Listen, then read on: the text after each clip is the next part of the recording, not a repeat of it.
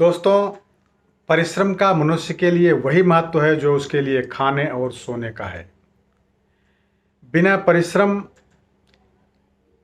जीवन व्यर्थ होता है, क्योंकि प्रकृति द्वारा दिए गए संसाधनों का उपयोग वही कर सकता है जो परिश्रम पर विश्वास करता है।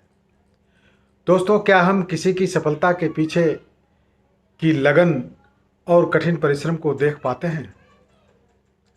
आज हम इसी बात को समझने के लिए एक कहानी आप लोगों के समक्ष लाए हैं, जिसका शीर्षक है नींव। दोस्तों, मंजिल उन्हीं को मिलती है जिनके सपनों में जान होती है। परिश्रम अथवा कार्य ही मनुष्य की वास्तविक पूजा अर्चना है। इस पूजा के बिना मनुष्य का सुखी व समृद्ध होना अत्यंत कठिन है। वह व्यक्ति जो परिश्रम से दूर रहता है, अर्थात कर्महीन आलसी व्यक्ति, सदैव दुखी व दूसरों पर निर्भर रहने वाला होता है।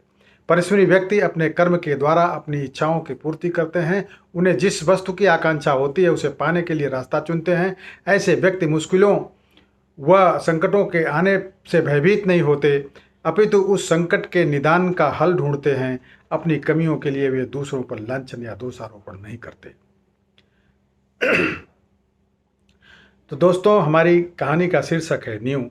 इससे पहले कि मैं कहानी सुनाऊं, आप लोगों से अनुरोध है कि मेरे चैनल को जिन्होंने अब तक सब्सक्राइब नहीं किया हो, कृपया सब्सक्राइब कर दें, और वीडियो अच्छी लगे तो लाइक भी करें और अपने यारों मित्रों दोस्तों में शेयर भी करें। दोस्तों, पिकासो स्पेन में जन्मे एक बहुत मशहूर चित्रकार थे। उनकी पेंटिंग दुनिया भर में करोड़ों और अरबों रुपयों में बिका करती थी। केवल स्पेन के ही नहीं बल्कि दुनिया भर के लोग उनकी पेंटिंग के दीवाने थे।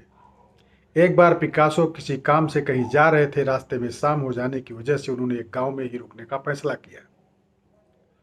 उस जगह पिकासो पहली बार आए थे। वहां कोई नहीं जानता था कि यह व्यक्ति मशहूर चित्रकार पिकासो हैं। रास्ते से गुजरती हुई एक महिला की नज़र पिकासो पर पड़ी और संजोग से उस महिला ने उन्हें पहचान लिया। वह दौड़ी हुई उनके पास आई और बोली, सर, मैं आपकी बहुत बड़ी फैन हूँ। आपकी पेंटिंग्स मुझे बहुत ज़्यादा पसंद हैं। क्या आप मेरे लिए भी एक पेंटिंग बनाएंगे? पिकासो हंसते हुए बोले, मैं यहाँ खाली हाथ हूँ, मेरे पास कुछ नहीं है। मैं फिर कभी आपके लिए पेंटिंग बना दूंगा। लेकिन उस महिला ने जिद पकड़ ली। आप मुझे अभी इसी वक्त एक पेंटिंग बना कर दीजिए। बाद में पता नहीं आपसे मिल पाऊंगी या नहीं।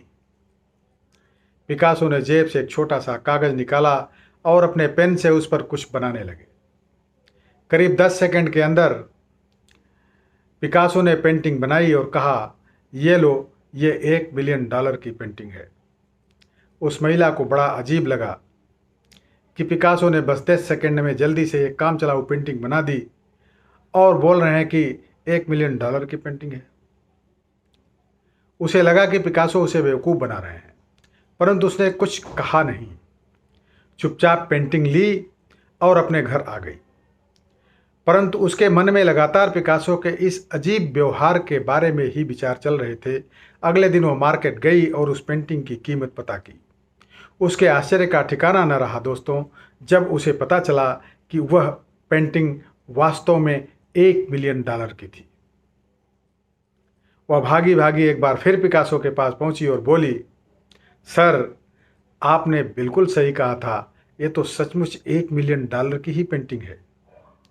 पिकासो मुस्कुराए। वह महिला बोली, सर, आप मुझे अपनी स्टूडेंट बना लीजिए। मुझे भी पेंटिंग बनाना सिखा दीजिए। जैसे आपने 10 सेकंड में $1 मिलियन की पेंटिंग बना दी, वैसे ही मैं भी 10 सेकंड में न सही 10 मिनट में ही सही अच्छी पेंटिंग बना सकूं। ऐसा मुझे बना दीजिए। पिकासो ने हंसते हुए कहा, ये जो मैंने 10 सेकंड में पेंटिंग बनाई है, इसे सीखने में मुझे 30 साल का समय लगा है। मैंने अपने जीवन के 30 साल सीखने में लगा दिए हैं। तुम भी अपने जीवन के 30 साल दो, सीख जाओगी। वह महिला अवाक निःशब्द होकर पिकासो को देखती ही रह गई। जब हम दूसरों को सफल होता देखते हैं तो हमें यह सब बड़ा आसान लगता है। हमें लगता है कि भाई यह इंसान बड़ी जल्दी और बड़ी आसानी से सफल हो गया। लेकिन उस एक सफलता के पीछे न जाने कितने सालों का सतत परिश्रम और तपस्या छिपी है, यह कोई नहीं जान पाता। सफलता तो एक पल में मिल जाती है, लेकिन सफलता पाने की तैयारी में अपना पूरा जीवन कुर्बान करना होता है। भवन के कंगूरे को देखकर सभी उसकी सुंदरता की तारीफ करते हैं, परंतु नींव की ईंट की तरफ किसी का ध्यान नहीं जाता जिस पर सारा भवन टिका होता है। मजबूत नींव पर ही सुंदर भवन टिका खड़ा किया जाता है। अतः पूरा ध्यान अपनी नींव को मजबूत करने में लगाना चाहिए। दोस्तों, हर छोटे से छोटे कार्य को भी उत्कृष्टता से करने की संभावना होती है। अपने हर कार्य में उत्कृष्टता प्राप्त करने का प्रयत्न करना ही जीवन का उद्देश्य होना चाहिए। बहुत बहुत धन्यवाद।